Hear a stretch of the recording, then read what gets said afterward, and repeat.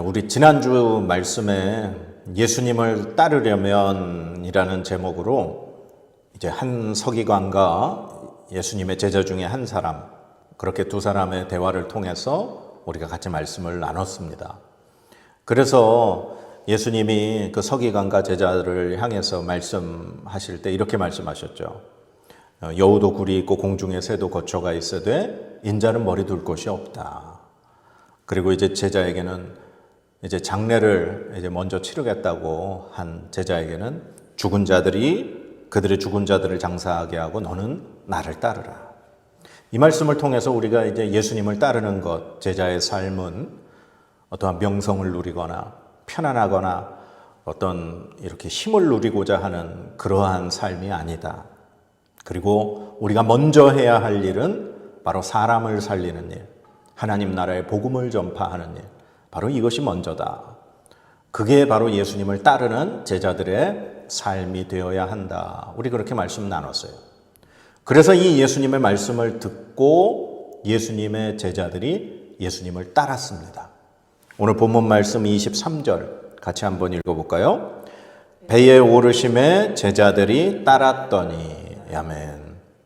이제 예수님의 그 말씀을 듣고 이제 예수님을 이제 제자들이 따랐어요.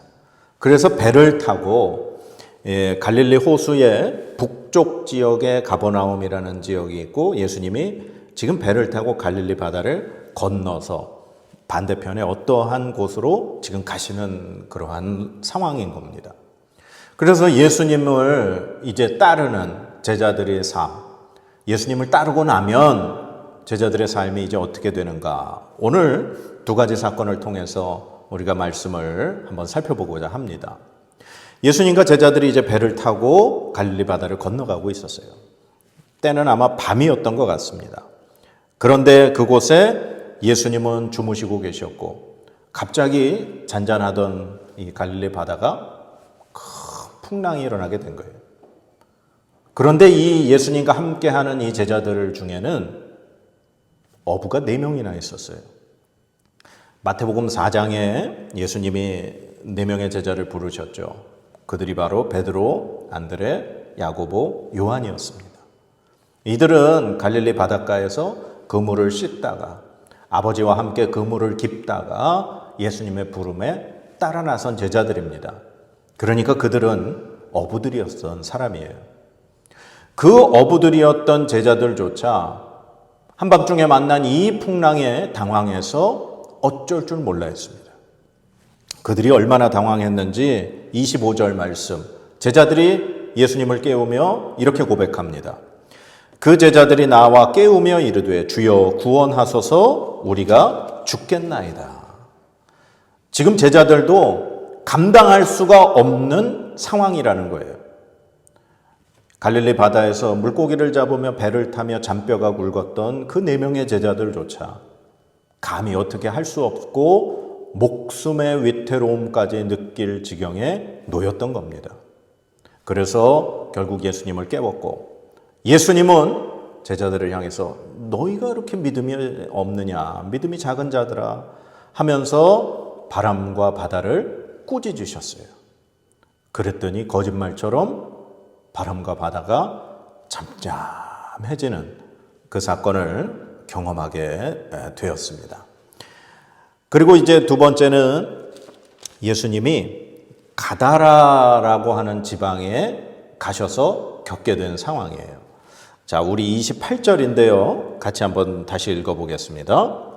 또 예수께서 건너편 가다라 지방에 가심에 귀신 들린 자 둘이 무덤 사이에서 나와 예수를 만나니 그들은 몹시 사나워 아무도 그 길로 지나갈 수 없을 지경이더라. 아멘.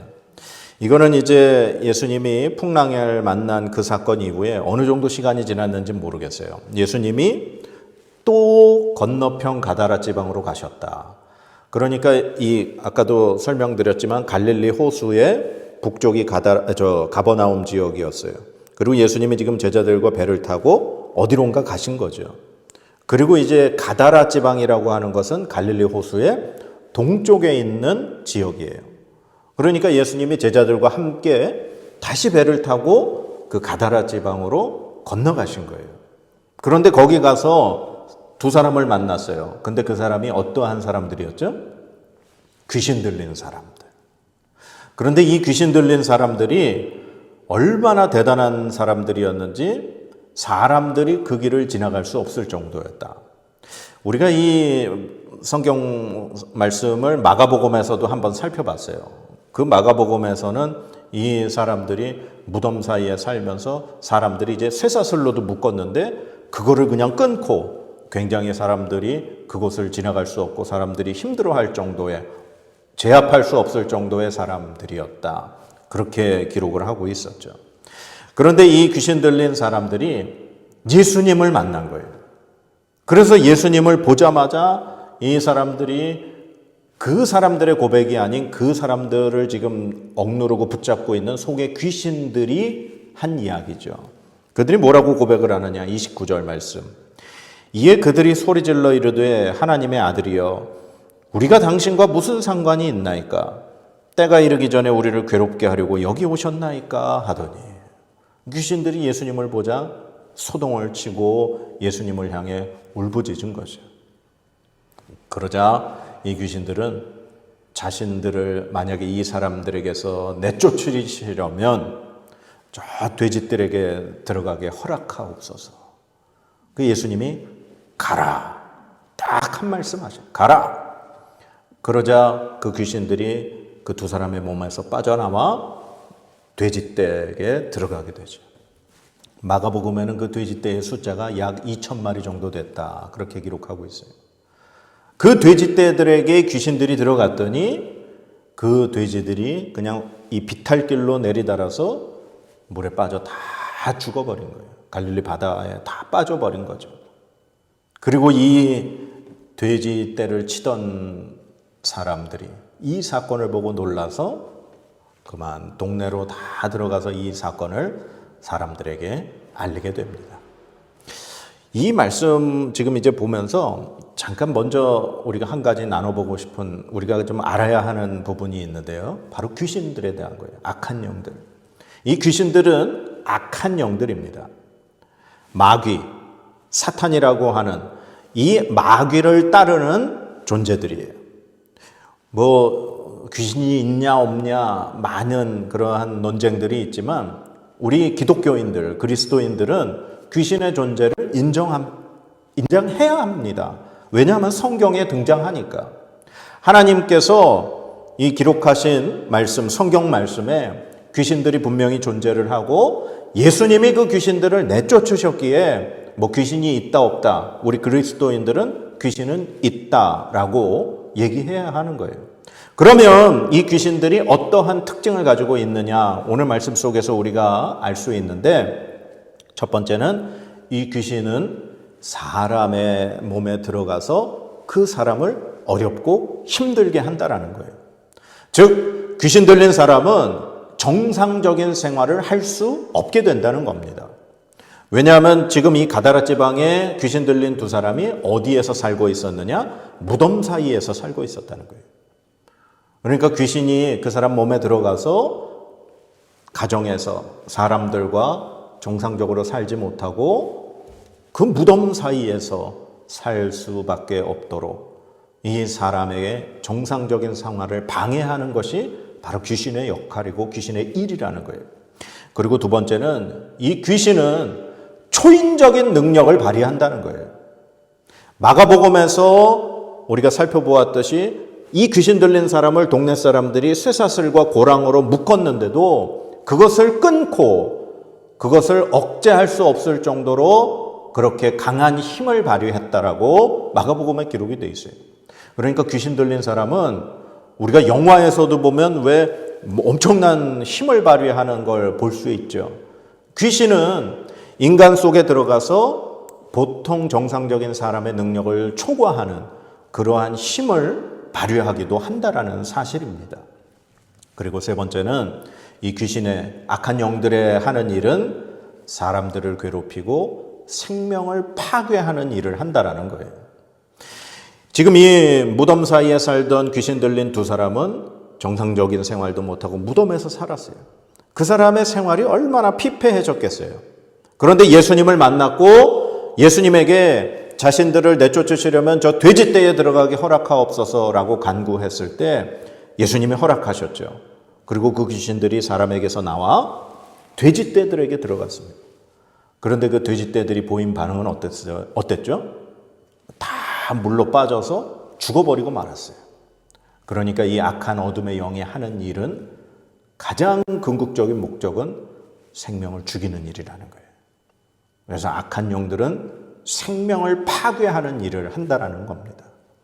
그러나 우리가 이 악한 영에 대해서 정확하게 알아야 할 것은 이들이 가지고 있는 힘, 이들이 행하는 능력, 이들이 행하는 모든 일은 한시적이라는 거예요. 하나님의 허락하심 하에 그들이 행하는 일시적인 현상이라는 거예요. 그들이 예수님을 만났을 때 이렇게 고백했어요. 이에 그들이 소리질러 이르되 하나님의 아들이여 우리가 당신과 무슨 상관이 있나이까? 때가 이르기 전에 우리를 괴롭게 하려고 여기 오셨나이까? 때가 이르기 전에 하나님께서 지금 계획하시고 준비하신 때가 있어요. 그 때가 이르면 이 악한 어둠의 영들, 마귀와 그를 따르는 악한 어둠의 영들, 귀신들은 하나님의 때에 다 지옥에 들어가서 그들은 멸망받게 되어 있다라고 하는 사실입니다.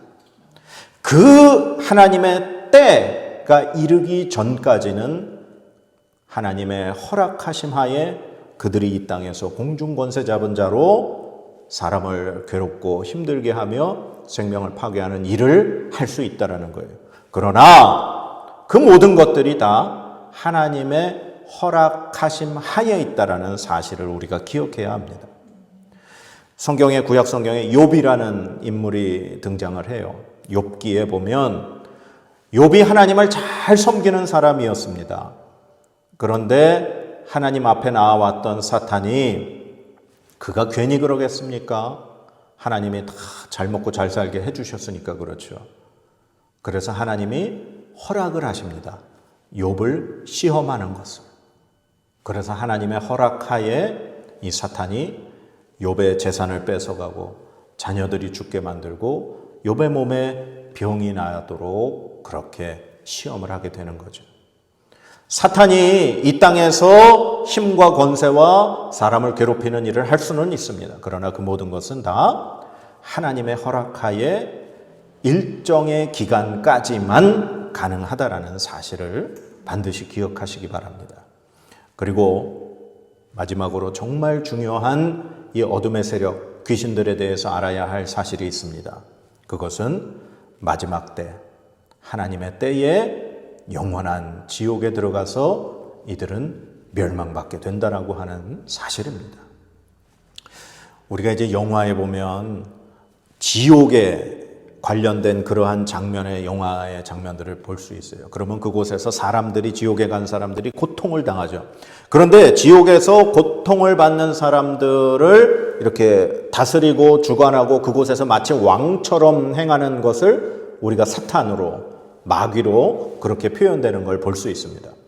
지옥은 사탄이나 마귀가 왕처럼 인간들을 괴롭히고 지옥에 온 인간들에게 벌을 주는 그러한 어떤 절대적인 권력의 힘을 가진 존재로 우리가 묘사를 해서 알고 있는데, 지옥이라고 하는 것은 성경 계시록 말씀에 보면 악한 어둠의 세력들, 마귀들, 귀신들도 그곳에서 영원히 하나님 앞에 벌을 받고 뜨거운 불 속에서 고통당하도록 처해지는 곳이 지옥이라는 거예요. 그러니까 마귀가, 귀신들이 지옥에 가면 그곳에서는 뭐 더 날뛰고 힘을 얻는 것이 아니라 하나님의 때에 하나님이 심판하시는 날 사탄과 어둠의 세력들과 귀신들은 지옥불에서 영원히 하나님께서 명하신 고통 속에 처하게 된다라고 하는 사실을 우리가 믿어야 할 줄 믿습니다. 그래서 이 악한 어둠의 영들의 특징을 우리가 잘 기억해서 우리가 절대 두려워할 것이 없는 거예요. 우리는 하나님의 구원받은, 예수 그리스도의 십자가의 보혈로 구원받은 하나님의 자녀들이기 때문에 오늘 이 악한 어둠의 영들도 예수님의 말씀 앞에, 그들의 예수님의 명령 앞에 굴복하여 돼지떼들에게 들어가는 그 모습을 우리가 볼 수 있듯이 우리는 절대로 악한 영들을 두려워하거나 겁낼 필요가 없다라고 하는 사실입니다. 자, 그리고 우리가 오늘 이 말씀 속에서, 이 가다라 지방의 말씀 속에서 귀신 들린 사람을 고쳐주신 이 사건 속에서 이상한 점을 하나 발견해요. 그게 뭐냐? 지금 예수님께서 이 귀신 들린 두 사람을 고쳐주신 거예요. 귀신이 빠져나갔고 돼지떼들이 이제 죽어나갔고, 그러나 결국 이 귀신에게 사로잡혔던 두 사람은 온전해졌죠. 이 모든 것을 목격한 돼지치는 사람들이 동네에 가서 이 사건과 사실을 다 알렸습니다. 그리고 예수님을 보기 위해서 그 동네 사람들이 다 몰려 나왔다 그랬어요. 그런데 그들이 예수님을 보고 보인 반응이 어떻습니까? 자, 34절 말씀 같이 읽어볼까요? 온 시내가 예수를 만나려고 나가서 보고 그 지방에서 떠나시기를 간구하더라. 아멘. 예수님이 떠나시기를 간구했어요. 왜 그랬을까요? 가버나움 지방에서 예수님이 많은 병든 자들 고쳐주시고 귀신 들린 자들을 온전케 해주셔서 귀신들을 내쫓아 주시고, 그랬더니 가버나움 지역의 사람들이 더 몰려왔죠. 그리고 사람들이 예수님을 애워싸려고 했다. 그래서 예수님이 배를 타고 지금 다른 지역으로 가셨다. 우리가 지금 계속 말씀을 보았어요. 가버나움 지역의 사람들은 예수님이 어디 가지 못하도록 그 예수님을 애워싸는 상황에 더 많은 사람들을, 지금 아픈 사람들, 귀신 들린 사람들을 예수님 앞에 데리고 오는 그런 상황이었어요. 그런데 희한하게 가다라 지방의 이 사람들은 지금 귀신 들린 사람이 온전하여졌는데 예수님이 자신들의 지방에서 떠나기를 간구했어요. 왜 그랬을까요? 그런데 이 말씀에서 지금 두 사람은 온전해졌죠. 원래 귀신 들렸던 사람. 그러나 손해가 난 것도 있었어요. 뭐였죠? 돼지떼. 거의 2,000마리나 되는 돼지떼는 죽어버렸어요. 분명히 이 돼지떼 2,000마리는 누군가의 소유였겠죠. 이 유대 구약의 율법에서 돼지는 부정한 짐승이에요. 하나님이 이제 율법에, 모세오경 율법에 돼지는 쪽발은 갈라졌지만 되새김질을 하지 않는 짐승이기에 부정한 짐승으로, 먹어서는 안 되는 짐승으로 그렇게 구별하고 있어요. 그러니까 이 돼지를 쳤다라고 하는 이 가다라 지방은 유대, 이스라엘 백성들이 사는 유대 지역이 아닌 이방 지역이라고 우리가 상상할 수 있습니다. 생각할 수 있어요. 그래서 이 돼지를 치는 사람들 모여있는 이 가다라 지방은 이방인들이 주로 알고 있는 이방인 지역이었다는 거죠. 그런데 그들에게 지금 귀신 들렸던 두 사람이 정상적으로 회복된 것은 그들에게 어떻게 보면 큰 문제가 된 것이 아니었어요. 그들에게 문제가 된 것은 돼지 2,000마리나 되는 돼지가 죽어버렸다는 거예요. 즉, 이 예수님이 오셔서 자신들의 재산에 손해가 났다는 거죠. 이 사람들은 사람이 온전하게 되는 것보다 자신들이 가지고 있는 것에 피해가 입는 것에 더 두려움을 가졌던 건 아닐까요? 만약에 예수님이 자기들의 이 지역에 오셔서 더 많은 귀신 들린 사람들, 더 많은 그런 사람들을 온전하게 해주시면 지금 자신들이 가지고 있는 것에 더 많은 손해가 보지 않을까 걱정했던 건 아닐까요? 이들이 예수님을 지금 떠나시기를 간구했다라고 하는 건 예수님이 없는 것이 자신들에게는 더 유익하고 이득이라고 하는 사실 때문에 예수님을 떠나시기를 간구하진 않았을까? 우리 생각해 봐야 한다라는 거예요. 자, 예수님을 따르기로 결정해서 지금 배를 타고 예수님을 따른 제자들의 모습, 그리고 그 제자들이 풍랑을 건너고 가다라 지방에 가서 귀신 들린 사람을 온전케 해주신 이 사건을 예수님이 이렇게 일으키시는 것을 제자들이 보았어요. 자, 오늘 예수님을 믿기로 작정하고 교회를 나온 우리들, 예수님을 따르는 제자들의 이러한 삶이 우리의 삶이라는 거예요. 우리는 예수님을 믿고 예수님은 우리를 구원해 주셔서 하나님의 자녀로 삼아 주셨어요. 그리고 이제 우리가 해야 될 일은 그 예수님이 우리에게 가르쳐 주신 그대로 이 땅 가운데 살아가야 하는 제자의 삶을 살아야 하는 거죠. 그러면 예수님을 따르고 나면 어떠한 일이 벌어졌는지 오늘 말씀을 통해 보았지만, 우리가 예수님을 믿고 예수님의 제자로 살기로 결정을 했으면 우리가 이제 어떻게 이 땅 가운데 살아야 하는가? 오늘 저는 세 가지를 꼭 말씀드리고 싶어요. 바로 첫 번째는 예수님을 믿고 따르는 제자의 삶에도 어려움은 온다는 거예요. 오늘 제자들이 예수님 믿고 따르기로 결정해서 배 타고 바다를 건너가다가 풍랑을 만났어요. 죽을 위험에 갈릴리 바다의 어부 출신이었던 제자 4명도 감당하지 못할, 그들이 처음 겪어보는 죽음의 위협을 느낄 정도의 어려움이었다라는 거예요. 그래서 초대교회에서는 이 부분을 이렇게 해석했어요. 이 마태복음이 처음 쓰여져서 이제 많은 그리스도인들이 읽혀질 당시에, 그때 이제 로마가 기독교인을 박해하는 그 시기였습니다. 그래서 예수님과 함께 배를 타고 가는 이 제자들의 이 배를 교회라고 의미했어요. 그리고 이 갈릴리 바다에 배 타고 가는 이 배에 불어닥친 풍랑이 바로 기독교인들이 지금 박해를 받는 로마의 박해로 그렇게 해석을 했어요. 그러나 교회가 로마에 의해서 아무리 박해를 받아도 예수님이 바람과 바다를 꾸짖으셔 풍랑을 잠잠케 하셨던 이 사건의 말씀을 들으면서 그들은 우리 주님이 우리와 함께 하시기에 이 박해도, 이 핍박도 우리는 능히 이길 수 있다라는 말씀으로 그들은 힘을 얻어 그들의 믿음을 지켜내고 있었다는 사실이에요. 마찬가지로 오늘날 이 땅을 살아가는 우리에게도 예수님을 믿고 예수님을 따르면, 교회에 나오면 아무 어려움이 없는 게 아니라는 거예요. 예수님을 믿고 우리가 교회에 나와서 예배를 드려도, 교회에서 열심히 뭔가 봉사를 해도 우리에게 분명히 어려움은 있을 수 있다는 사실입니다. 우리의 힘으로 감당할 수 없는, 정말 우리의 능력으로 어떻게 해볼 수 없는 그러한 어려움을 맞닥뜨릴 수 있다는 거예요. 그런데 그 순간 그들이 아무리 노력을 해도 어쩔 수 없었을 때 그들이 한 것이 있었죠. 제자들은 예수님을 깨웠습니다.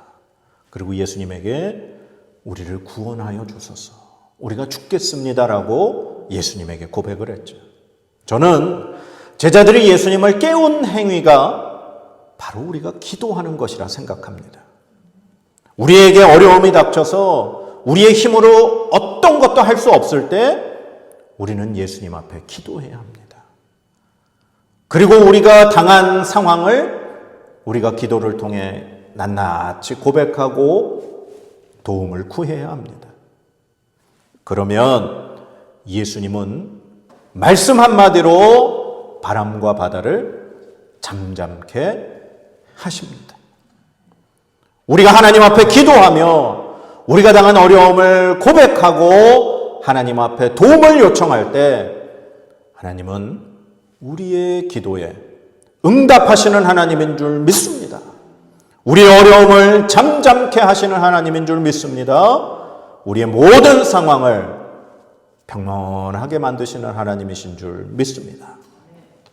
그래서 예수님의 제자로 살아가는 우리는 예수님을 믿어도 우리에게 어려움이 올 수 있다라고 하는 것 기억해야 합니다.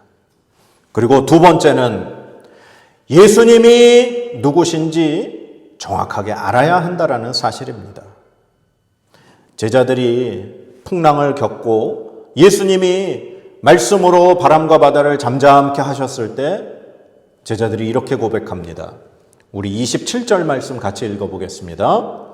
그 사람들이 놀랍게 여겨 이르되 이가 어떠한 사람이기에 바람과 바다도 순종하는가 하더라. 아멘. 이가 어떤 사람이기에 예수님을 지금 믿고 따르기로 작정한 제자들인데도 예수님이 누군지를 몰랐어요. 예수님이 바람과 바다를 잠잠케 하시니까 놀라서 도대체 이 사람이 누군가, 누구이기에 바람과 바다도 순종을 하는가? 제자들은 예수님에 대해 정확하게 몰랐다는 사실이에요. 그런데 반대로 귀신들은 예수님이 누구신지를 알았어요. 자, 귀신들이 예수님을 향해 이렇게 고백했죠. 29절 같이 읽겠습니다. 이에 그들이 소리질러 이르되 하나님의 아들이여 우리가 당신과 무슨 상관이 있나이까? 때가 이르기 전에 우리를 괴롭게 하려고 여기 오셨나이까? 하더니 아멘. 예수님의 제자들은 예수님을 몰랐는데 귀신들은 알았어요. 귀신들은 예수님을 보자 예수님을 향해 하나님의 아들이여 때가 이르기 전에 우리를 괴롭게 하려 오셨습니까? 벌벌벌벌 떨었어요. 귀신들은 예수님의 존재를 정확하게 알았어요. 그러나 예수님의 제자들은 몰랐죠. 이 예수님은 귀신들이 자신들을 멸하실 수 있는, 멸하실 분으로 정확하게 알았어요. 때가 이르면 자신들은 이분에게 멸망받을 것이라는 것을 정확하게 알고 있었어요. 그리고 예수님의 말씀에는 무조건 순종해야 한다라는 것을 귀신들은 정확하게 알고 있었어요. 바람과 바다도 하나님이 창조하신 이 자연세계 우주 만물도 하나님이신 그분, 하나님의 아들이신 그분 앞에 명령에 순종해야 한다라는 것을 알고 있었어요. 그런데 우리들은 그 예수님에 대해 제대로 알지 못하고 있어요. 예수님이 어떤 분인지, 예수님이 우리를 위하여 십자가에서 생명을 내어주시며 우리를 구원해 주신 분인데, 그리고 우리를 위하여 죽으신 그분이 3일 만에 부활하신 분인데, 그리고 그분이 바로 하나님의 아들이시며 하나님이신데 우리는 예수님에 대해서 아직도 잘 모르고 있다는 사실입니다.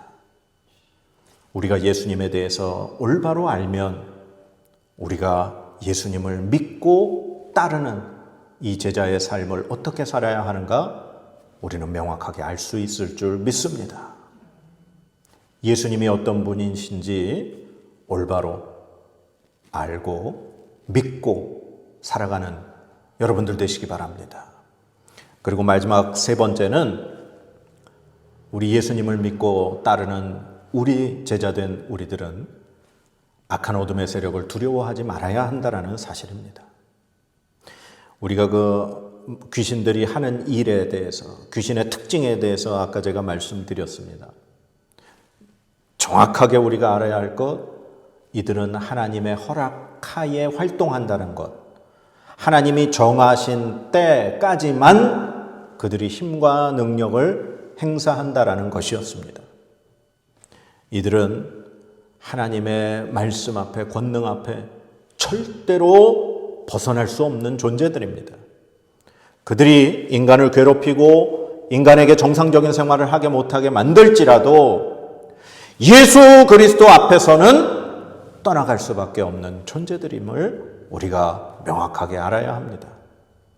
우리 예수 그리스도를 믿고 따르는 제자된 우리들은 악한 어둠의 세력들이 우리를 공격해 올 때, 우리에게 어려움을 가져올 때, 우리를 시험하려 들 때 우리는 겁을 내거나 두려워하거나 도망쳐서는 안 됩니다.